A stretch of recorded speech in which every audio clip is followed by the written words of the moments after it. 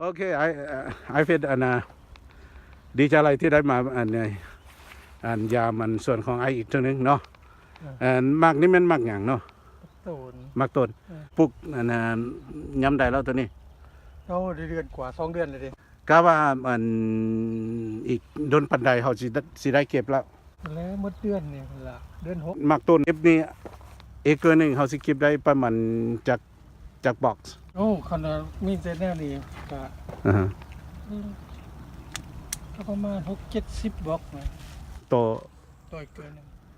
เอเกอร์นึงนั่นเป็นก็ร้อยเทื่อนึงว่ะเก็บเทื่อนึงแล้วเขาเก็บจักเทื่อมันจึงสิหมดฤดูมันก็จะมันหนาวหมดแล้วก็ว่าจักเดือน10 เดือน11บ่แล้วเ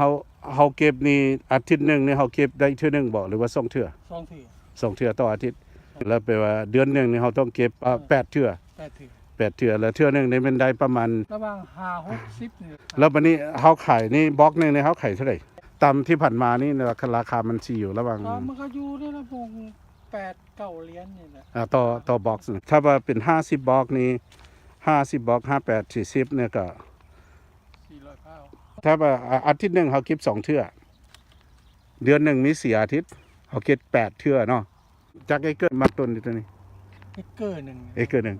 แล้วตัวมัก5นี่ประมาณเอเกอร์ตอนเก็บนี่มัก5นี่เขาเก็บ2 เทื่อต่ออาทิตย์คือกันที่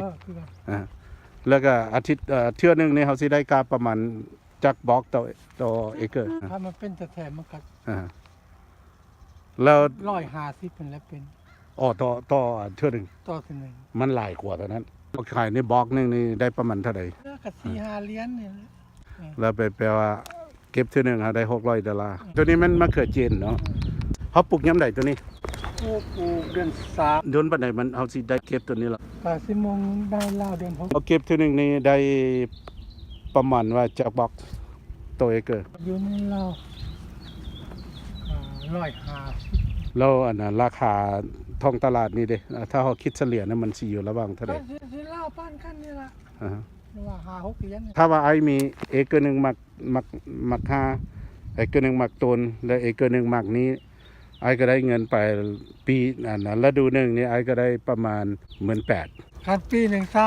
20,000นี่บ่หมดนี่ออกไปบ่ได้ต้องได้หลายกว่าหั่นต้องอยู่ใน7-50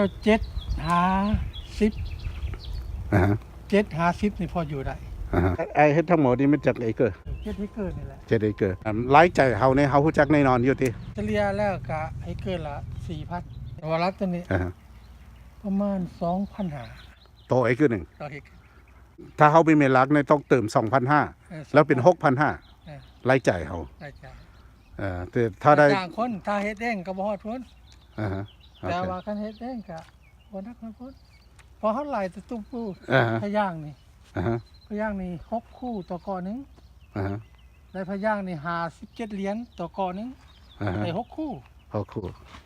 และไทยอีกเกเกอร์นึงประมาณ200ถ้าว่ารวมแล้วเป็นมันก็เฮาก็ได้อยู่นั่นตัวก็ได้อยู่ก็พอได้เฮ็ดได้ถ้าว่าบ่ได้ก็บ่มีไผเฮ็ดแล้วเนาะก็ได้อยู่ผู้บ่ได้ก็มี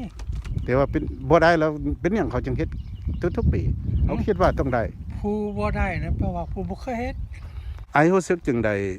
เพราะเดี๋ยวนี้นี่ที่เด่นนั้นเป็นของไอ้เป็นเจ้าของเองแล้วมันก็บ่มีหยังแปลกต่างอันเก่าเป็นหยังจังว่าจังซั่นอธิบายหน่อยนึงเพราะว่าทุกอย่างบ่แม่นของเฮาถ้าเฮาหาได้จ่ายเขาได้เฮาก็อยู่ได้ไอ้เป็นคนที่ว่ามันรอบคอบแล้วมันดีส่วนหลายด้วยคนที่รอบคอบนี่เขาเฮ็ดหยังนี่เฮ็ดได้แต่นั้นมันสำคัญมันก็สำคัญเพราะว่าเขาต้องเฮ็ดในสิ่งที่ว่าเขาเฮ็ดได้เนาะแต่ว่าเขาคิดเนี่ยเขาสิอาจคิดประกายคิดปักใหญ่บัดว่าโอ้อยากได้แต่ว่าเขาต้องเบิ่งว่าความสามารถเขาอยู่ไสเขาเฮ็ดได้เท่าใดเขาก็เฮ็ดเท่านั้นเนาะ